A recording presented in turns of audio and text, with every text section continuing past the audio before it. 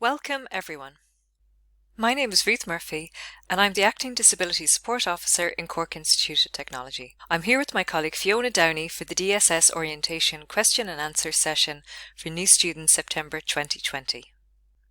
We always look forward to welcoming new students to CIT, and we usually have an orientation on campus each year, but this year is different. Instead, we have prepared orientation videos and the DSS student guide that you can look at in your own time, which goes through the different aspects of the DSS, the supports available, how to apply, and your needs assessment. Today's question and answer session includes a short presentation on some key dates for starting college and a quick overview of CIT and DSS supports. You might have lots of questions, and we won't have all of the answers, but we will do our best to signpost you to where you can get the most up-to-date information.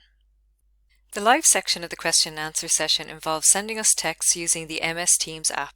You can ask questions using the question chat icon you can see on the slide. Please feel free to ask questions during the presentation, and we will answer them at the end. The questioned and featured sections with the most likes will be answered first. You won't always see your question coming up immediately in featured questions. You may get a private reply instead. So to start with, congratulations on getting a place at CIT. It can be an exciting and worrying time to start college. This year you will be studying a mix of online lectures and practical classes on campus, and how much depends on your course. The CIT President gave an update on the CIT website around what is called academic delivery, and you should look at this and check the details for your course. The other thing to know is that once you are a student, you will get an email to set up your own My CIT email. This is the main way the college communicates with you. There is also the online learning app called Canvas that you will get access to. This is where you can access your online lectures, lecture notes, assignments, and online exams. The next thing is some key dates on starting college. You will need to register for your course, and information packs are posted out on Thursday 17th of September. As part of this, you will be asked to come to CIT Bishopstown campus for a short time between 24th of September and 2nd of October to register for your course. You should contact the admissions office with any queries around these. Again, there isn't a big orientation for students this year, but there are Good Start student ambassadors who will be in touch with you about online induction activities before you start your course and during the first 6 weeks of classes. Check out their Instagram. And your academic department will plan some online activities with your class to get to know each other. Classes start on the 5th of October. You will get the link to your online timetable through your My CIT email. It's important to know your timetables will probably change in the first few weeks. This happens to everyone every semester. Your academic department will also get in touch with you to organise your first class meeting. College is in 2 parts or semesters, which means that you will have completed 50% of your college work by Christmas. Most people will start semester 2 at the end of January and finish at the end of May. And finally, CIT becomes MTU, Munster Technological University, in January. This won't affect your course, but you will graduate from MTU. Next are some overall points on COVID-19 and staying safe in college. CIT has a dedicated information page for staff and students where they have the latest updates and guidance. This includes that everyone should wear a face mask in all buildings. We are waiting on guidance for people who are exempt from wearing face masks or who have a hearing impairment and need to lip read. We or the college will let you know about this. Generally, the college facilities are open, such as the library, shop and food areas, but there may be limited access to some areas. There is a one-way system in buildings, just follow the signs, and students will need to complete a short online course in Canvas about COVID-19. As we know, things can change quite quickly, and we will be following any government guidelines for this year. We already made the quick change to doing everything online before in March, so we are more prepared this year if that happens. That leads me into studying online. I know some people are nervous about using technology and have different levels of IT skills. It all gets easier with practice. Your department will give you instructions, and CIT has lots of guides and training available on how to use Canvas.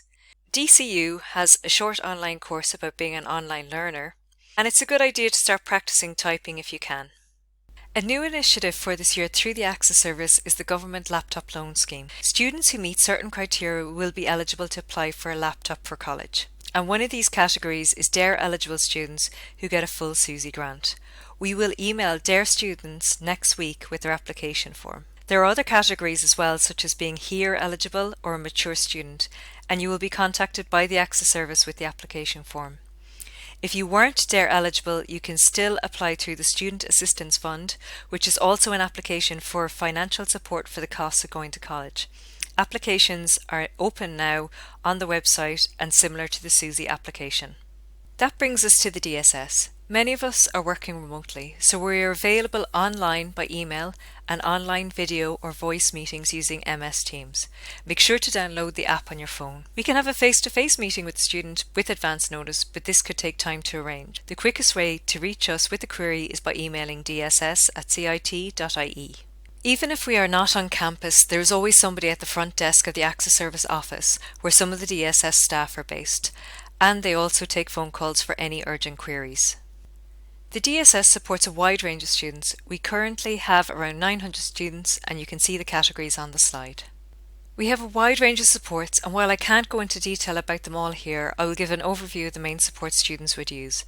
It's important to note that all supports are confirmed in a student's needs assessment that I will explain later. First, we have a new dedicated Canvas module for DSS students where we will store all the learning support and assistive technology resources. We will also be using it for online workshops and training throughout the year. We have learning support, which is available on all campuses.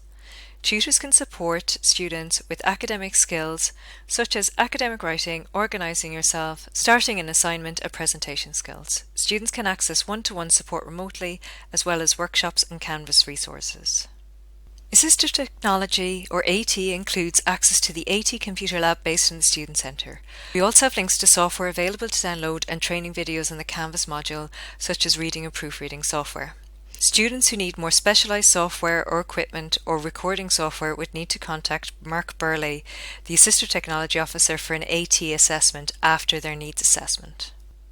Exam supports is one of the biggest reasons why students apply for DSS supports. This year, students will have more online assessments, exams or tests. At secondary school, you may have had reasonable accommodations such as a reader and/or scribe, extra time and a spelling and grammar waiver. In college, these supports are provided through technology, such as reading software instead of a reader.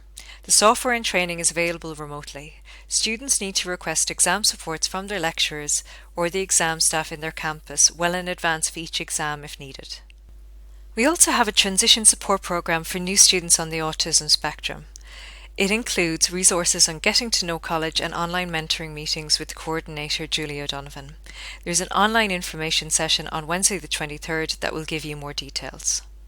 Finally, if you need any of the following supports, such as a sign language interpreter or speed text, access to disabled parking, transport and physical access to buildings, a personal assistant to help you physically get around campus or personal care, or mobility training for students with visual impairments, please contact us as soon as possible so we can do an early needs assessment with you. So if you want any of the supports outlined, you will need to apply to us. This isn't automatic. Students who got DARE reduced places must apply to us.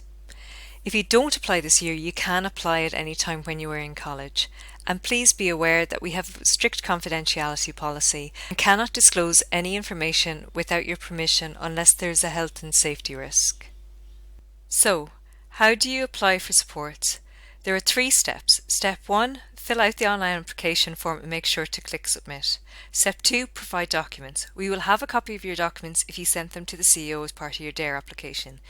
If you didn't, you will need to email us a copy of your documents with your diagnosis and details of how this might impact on you. Only when we have your documents can we move your application to Step 3, the needs assessment. This will either be done by email or an online meeting. You will receive a needs assessment document which confirms the supports you can access in CIT. We have over 200 students applying for support in September-October, so you will be waiting a few weeks to be contacted by us, and this will be through your CIT email. Your needs assessment document is your information. You choose who you want to share it with, such as your lecturers, although you will need to do this to request certain supports like exam supports. Also in the needs assessment, you were referred to various DSS and CIT supports. It is your responsibility to follow up with the recommended supports and follow the instructions from the DSS or other support services on how to access these. We won't chase you. The DSS can support and remind you, but you will need to follow up this yourself. You can review your supports at any time during your studies, so if you are having a difficulty, please let us know and we can look at your supports again. Also, CIT has a wide range of supports available to every student, such as subject help through the Academic Learning Centre, social events through clubs and societies, counselling support, to name a few.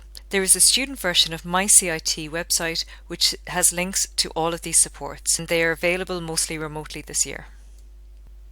To finish up the presentation, here are some next steps. Register for your course and get set up with your email and Canvas. You will get more information from your academic department about classes and timetables. Make sure to apply for DSS supports, but you could be waiting a few weeks to hear from us. If you need an early needs assessment, please email us with the details. And if you have a question, make sure to ask someone in your department or the DSS. Thank you for listening. We realise there is a lot of information to take in, and please email us at dss@cit.ie with any questions. The email is confidential and only accessed by DSS staff.